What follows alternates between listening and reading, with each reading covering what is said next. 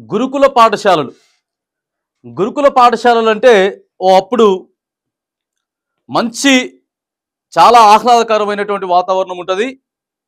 మన పిల్లోడు అక్కడ చదివితేనే వాడి భవిష్యత్తు బాగుంటుంది. వాడు మంచిగా తయారవుతాడు, రేపు సమాజానికి సేవ చేస్తాడు, జిల్లాకో లేకపోతే మండలానికో అధికారిగా తయారై వస్తాడు.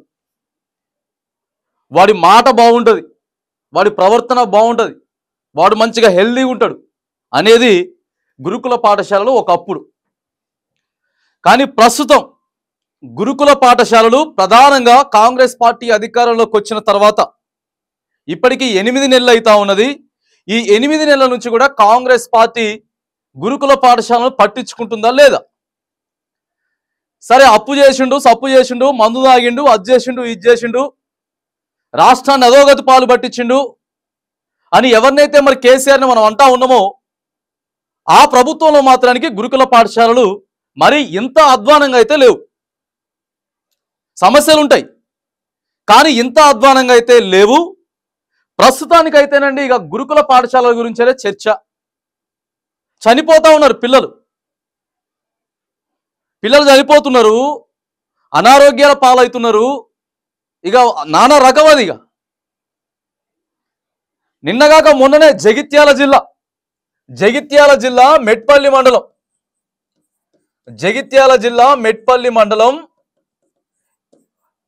మండలంలో గురుకుల పాఠశాలలో ఆడ విద్యార్థి చచ్చిపోయిండు 3 రోజుల క్రితమే.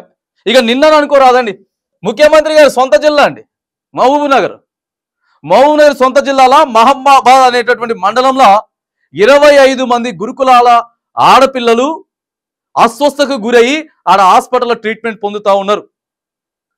ఖమ్మంలో 2 ఆత్మహత్య చేసుకున్నారు. నల్గొండలో ఫుడ్ పాయిజన్. సో గురుకులాలంటేనే మొత్తానికి అధ్వానంగా తయారైనాయి. అమ్మా, ఒకసారి చెప్తా ఉన్నాం, గురుకులాలలో మీ పిల్లలుంటే పోండి, ఒకసారి కలిసి రండి. ఎందుకంటే వాళ్ళు చాలా ఇబ్బందులు పడతా ఉన్నారు. ప్రస్తుతం గురుకుల పాఠశాలలో చదవాలంటే చాలా భయపడతా ఉన్నారు. ఒకసారి వెళ్ళి మీరు వాళ్ళతోటి మాట్లాడి రండి, ఒకసారి కలిసి రండి. నానా పరిస్థితులు ఎట్లున్నాయి, ఉండలేత్తనవా, ఏమైంది, ఇగో గురుకులాలంటేనే పెద్ద వార్తలు వినపడతా ఉన్నాయి అని చెప్తా ఉన్నారు. కనీసం అక్కడ చుట్టుపక్కల పరిస్థితి బాగుండదు. ఒక వాష్రూమ్స్కి కనీసం డోర్లు లేవటండి, వాష్రూమ్స్కి డోర్లు లేవు. ఆ నిన్న ఫ్యాన్ వచ్చి ఊడిపు కింద పడ్డది. ముఖ్యమంత్రి గారి సొంత జిల్లాలోనే ఫ్యాన్కి వచ్చి కింద పడితే పాపం ఆ పిల్లకి 20 కుట్లు పడ్డాయి. అయినా ఏమైనా చేశారా? మార్పు లేదు. ఏదో ట్రీట్మెంట్ చేసారు, అయిపోయింది, తీసుకొచ్చారా. మళ్ళీ అక్కడ నుంచి పెచ్చులు మొత్తం ఊడి కింద పడతా ఉన్నాయి. పైన స్లాబ్ పెచ్చులు ఏవైతే ఉంటాయో కింద పడతా ఉంటాయి, గాయాలు అయితే ఉంటాయి. ఇక అప్పుడు ఆడికెళ్ళి తీసుకుపోయి మళ్ళీ ఏదో దానికంటే కొంచెం మెరుగైనటువంటి బిల్డింగ్లు ఆడబెట్టిండ్రు. మరి తెలంగాణ రాష్ట్రానికి విద్యాశాఖ మంత్రి ఎవరు? విద్యాశాఖ మంత్రిని ముఖ్యమంత్రి రేవంత్ రెడ్డి కేటాయించిండా? సార్ బిజీగా ఉంటాడు. సార్ మీరు ఓకే రైట్, మీరు బిజీగా ఉంటే ఉన్నారు. ఒక విద్యాశాఖ ఒక మంత్రిని పెడితే ఆయన అప్పుడప్పుడు సమీక్ష నిర్వహించి ఆ జిల్లా అధికారులను లేకపోతే వాళ్ళనో వీళ్ళనో పిలిపించుకొని అట్లా కాదయ్య బాబు ఇట్లుండాలని చెప్తాడు.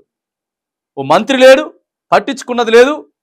ఒక మంచి పేరు ఉన్నటువంటి గురుకులాలకు ఇవాళ చెడ్డ పేర్లు వస్తామని ఇక వీళ్ళకు తోడు ఆడ ఉండేటటువంటి వార్డన్లు అంతే, ఆ నడిపించేటోళ్ళు అంతే. బిల్లులు వస్తాయి, చిన్నగా బిల్లులు వచ్చిన తర్వాత ఓ 70-80% దొబ్బాలి, ఓ 20-30% ఏదో ఉడతా భక్తిగా పెట్టాలి పిల్లలకి. చాలా నాణ్యతమైనటువంటి విద్య గురుకులాలంటే నెంబర్ 1. అసలు నాకు పిల్లోడికి గురుకులాల్లో సీట్ వచ్చిందనంటే మస్తు చెప్పుకునేటోళ్ళు, అరే నా పిల్లోడికి గురుకులాల్లో సీట్ వచ్చిందిరా బాబా. ఇవాళ ఎందుకురా బాబా గురుకులాలు అనే కాడికి తీసుకొచ్చారు. ఇగో ఇట్లున్నది విద్యా వ్యవస్థ, ఇట్లున్నది హాస్టల్ వ్యవస్థ, ఇట్లున్నది. దయచేసి ముఖ్యమంత్రి రేవంత్ రెడ్డి పసిపిల్లలు చచ్చిపోతా ఉన్నారు, అది కాపాడు. ఫస్ట్ వాళ్ళని కాపాడేటటువంటి ప్రయత్నం చేయి. చచ్చిపోతా ఉన్నారు, వాళ్ళని కాపాడేటటువంటి ప్రయత్నం చేయి. అమ్మ, మిమ్మల్ని అందరూ కూడా మళ్ళీ ఒకసారి అభ్యర్థిస్తాను. ఎందుకంటే పిల్లలు కొంతమంది చెప్పుకోలేని పరిస్థితిలో ఉంటారు.